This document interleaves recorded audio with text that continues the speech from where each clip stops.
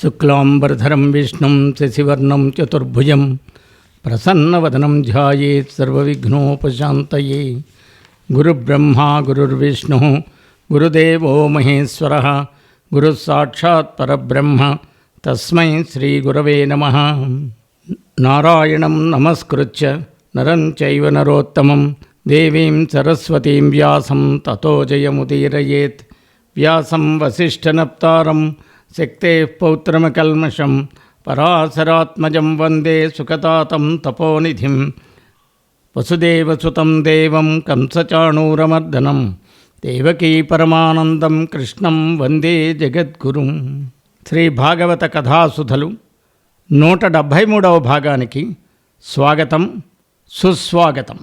ఒకసారి ఆ నందుడు ఏకాదశి నాడు ఉపవాసం చేసి శ్రీహరి పూజ చేశాడు. రాక్షసులు సంచరించే వేళని తెలియక వేకువజామనుకుని ద్వాదశి స్నానం చేయడానికి యమునా నది నీటిలో ప్రవేశించాడు. అప్పుడు వరుణుని యొక్క దూత నందుణ్ణి వరుణ నగరానికి తీసుకొని పోయాడు. తక్కిన గోపకులు నందగోపుడు కనపడటం లేదని కలత చెంది బలరామకృష్ణులను పేర్లతో పిలుస్తూ శబ్దాలు చేశారు. ఈశ్వరుడైన కృష్ణుడు తన తండ్రిని మోసంతో వరుణదూత తీసుకుని పోయాడని తెలుసుకుని వరుణుని దగ్గరికి చేర్చడం తెలుసుకుని వెంటనే వరుణ నగరానికి వెళ్ళారు. సాయం సంధ్యలు ప్రొద్దుకుంకే సమయాన్ని అసుర సంధ్య అంటారు. అలాగే వేకువజాము ముందు అసురులు సంచరించే వేళ అంటారు. ఆ సమయాల్లో ఏ శుభకార్యం చెయ్యరు. ఈ విషయం తెలియక నందుడు స్నానానికి వెళ్ళిపోయాడు. అప్పుడు వరుణ నగరానికి శ్రీకృష్ణుడు వెళ్ళాడు. అలా వచ్చిన శ్రీకృష్ణుని చూశాడు. వరుణుడు గబగబా పరిగెత్తుకుంటూ వచ్చాడు. సాష్టాంగ నమస్కారం చేశాడు. శ్రీకృష్ణుడిని పూజించాడు.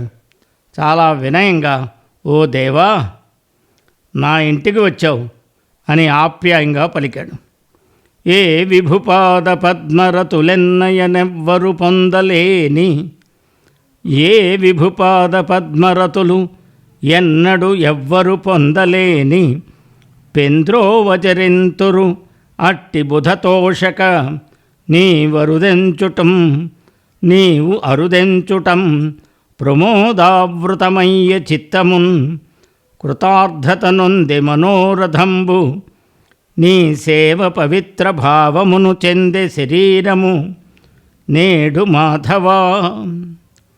ఏ విభుపాద పద్మరతులెన్నడును ఎవ్వరు పొందలేని, పెంత్రోవచరింతురు అట్టి బుధతోషక నీ వరుదెంచుటం ప్రమోదావృతమయ్య చిత్తము కృతార్థత నొందె మనోరథంబు నీ సేవన్ పవిత్ర భావమును చెందే శరీరము నేడు మాధవా అని పోతనామాచ్యుల వారు ఉత్పలమాల ఛందస్సులో ఈ పద్యాన్ని మనకు అందించారు.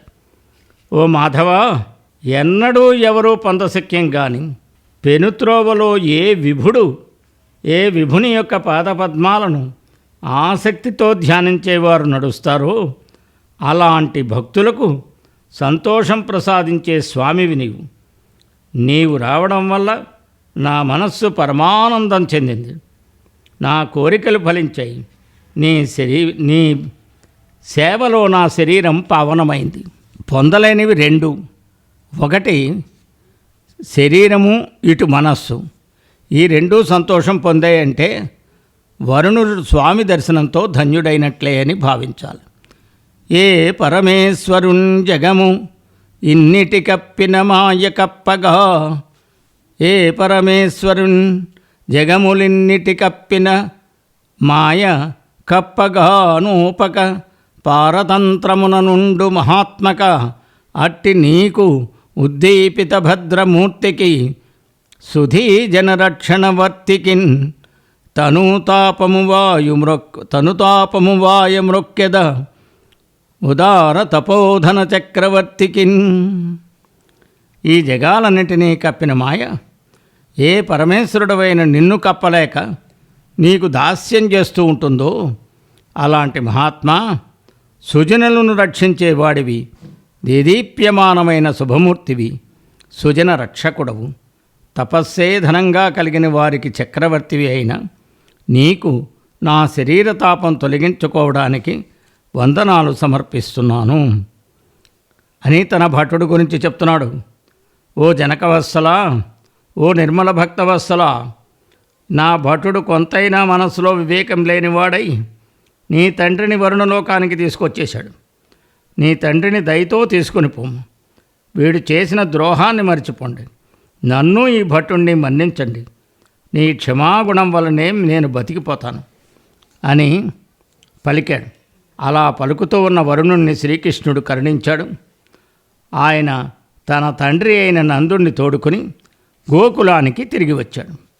అప్పుడు నందరాజు శ్రీకృష్ణుడు తనను వరుణపురం నుండి విడిపించుకొని తీసుకువచ్చిన విషయాన్ని సమగ్రంగా బంధువులకు వర్ణించి చెప్పాడు.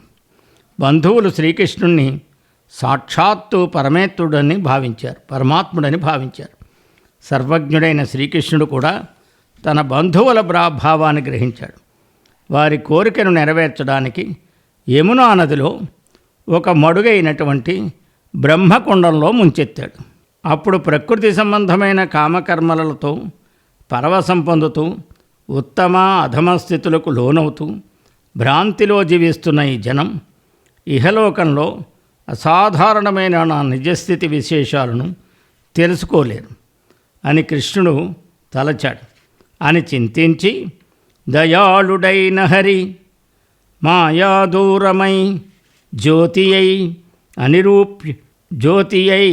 అనిరూప్యంబై సత్యమై ఎరుకయై ఆనందమై బ్రహ్మమై అనఘాత్ముల్గుణనాశమందుకను నిత్యాత్మీయలోకంబు క్రక్కున చూపెన్ కరుణాద్రచిత్తుడగుచున్ గోపాలక శ్రేణికిన్ అని చింతించి దయాళుడైన హరి మాయాదూరమై జ్యోతియై అనిరూప్యంబై సత్యమై ఎరుకయై ఆనందమై బ్రహ్మమై అనఘాత్ముల్ గుణనాశమందు కను నిత్యాత్మీయలోకంబు క్రక్కున చూపెన్ కరుణార్ద్రచిత్తుడగుచున్ గోపాలక శ్రేణికిన్. అలా ఆలోచిస్తూ శ్రీకృష్ణుడు దయాస్వభావుడైన వాడు గనక ఆ రేపల్లె వాసులకు మాయలో పడనిది, తేజోరూపమైనది, నిరూపించ వీలు కానిది, సత్యమైనది, జ్ఞానస్వరూపమైనది,